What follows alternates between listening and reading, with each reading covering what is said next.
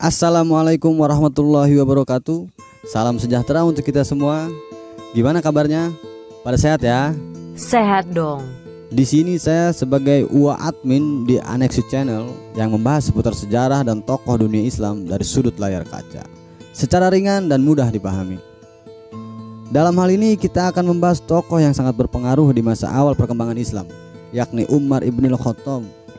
Film serial Faruk Umar ini dirilis pada tahun 2012 di Maroko sebanyak 30 episode. Oke, tanpa berlama-lama kita lanjut aja kepada pembahasan pertama.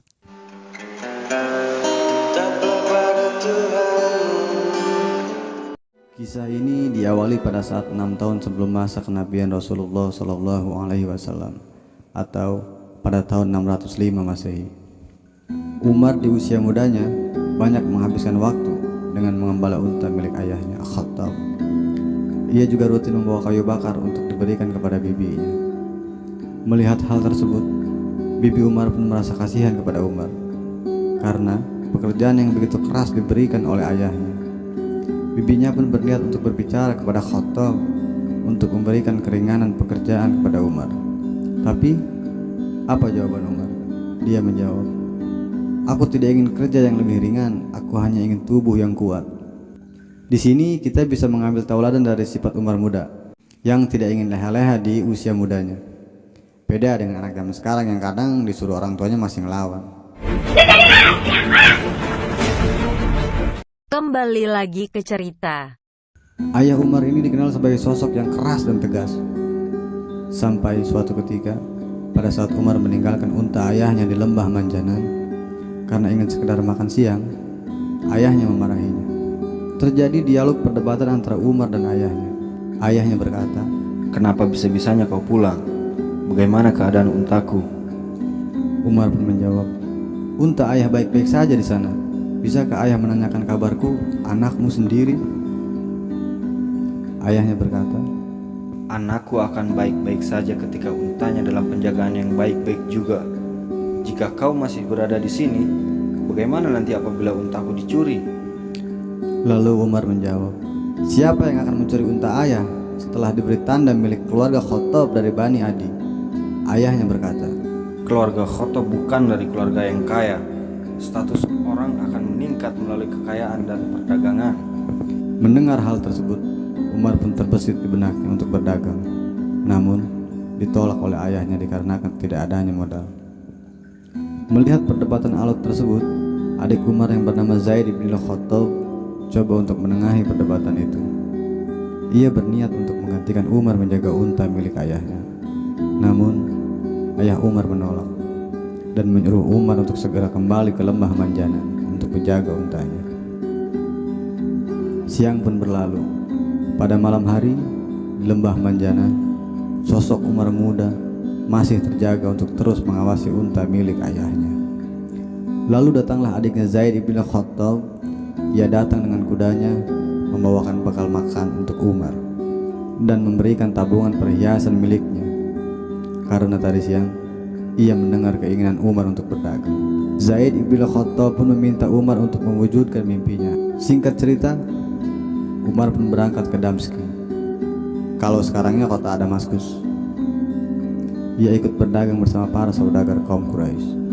Di skin ini kita akan lihat sosok Abu Sofyan, sang pemimpin perdagangan kaum Quraisy. Umar pun memulai usahanya dengan berjualan parfum, dupa, kurma, dan kain Yaman. Ia juga bertemu dengan temannya yang sekarang menetap di Damaskus. Teman Umar membawa kolega bisnisnya untuk membeli barang dagangan Umar. Ia menanyakan tanduk gajah dari Abisina dan kayu arang. Namun, kedua barang itu tidak ada di barang dagangan Umar. Kedua barang itu dijual oleh penjual lain yang juga ikut bersama kafilah dagang kaum Quraisy. Teman Umar yang mendengar hal tersebut coba untuk menghasut Umar dengan cara penjualan yang licik.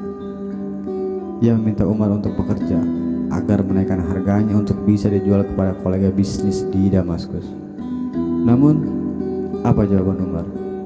Dia menolak mentah-mentah ajakan tersebut dan berkata, "Aku tidak setuju dengan perjanjianmu. Itu akan merugikan temanku dan kaum Quraisy dan juga akan membuat seluruh kafilah dagang kaum Quraisy tidak akan dipercaya lagi." Mendengar hal tersebut, Teman Umar pun merasa malu. Untuk mengobati rasa malunya, ia mengajak Umar untuk melihat sekeliling kerajaan Bizantium. Di sisi lain, di kota Mekah, selepas kafilah dagang kaum Quraisy telah kembali dari Damaskus, di pasar Ukaz terjadi sebuah acara pergulatan atau mengadu ketangkasan. Ini sudah menjadi sebuah kebiasaan kaum Quraisy. Abu Sufyan yang menyaksikan acara tersebut coba untuk menyuruh seorang agar mencari Umar dan memintanya untuk bertanding. Konon Umar ini terkenal dengan ketangkasannya dalam bergulat. Ia selalu memenangi pergulatan dan menjadi gacon kaum Quraisy. Setibanya di pasar Ukaz, Umar akan ajakan Abu Sufyan dan mulailah bertanding.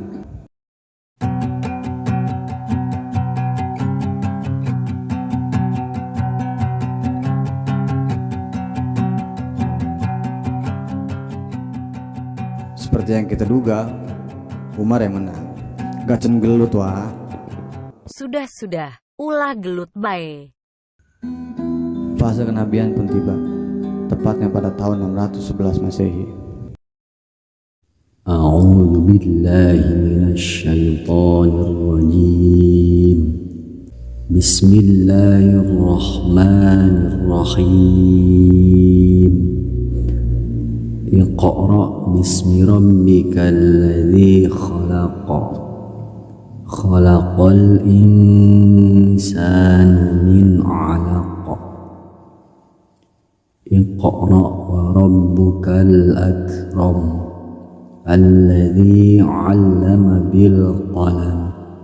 'Allamal insana ma lam ya'lam. Shadaqallahul 'azim. Allah Subhanahu wa Ta'ala mengutus Rasul akhir zaman yang berada di tengah-tengah kaum Quraisy, Muhammad Shallallahu Alaihi Wasallam. Di sini nih kita akan lihat sosok Ali bin Abi Thalib yang masih berumur 10 tahun. Ali termasuk as-sabiqun al-awwalun, yaitu golongan yang pertama masuk Islam. Khadijah pun menyuruh Ali untuk menemui Waraqah bin Naufal. Jadi Waraqah ini adalah pamannya Khadijah. Nah, untuk lebih jelasnya tentang siapa itu Waraqah bin Naufal, ada di video lainnya ya Wak. Singkat cerita, Waraqah pun mendengar dan meyakini bahwa yang diucapkan Nabi Muhammad adalah pesan yang sama dari malaikat yang diutus kepada Nabi Musa bin Imran. Waraqah pun meminta kepada Ali bin Abi Thalib untuk selalu menjaga Nabi Muhammad dan berkata, pesan yang datang kepada Nabi Muhammad adalah kebenaran yang datang dari Tuhan pemilik langit dan bumi.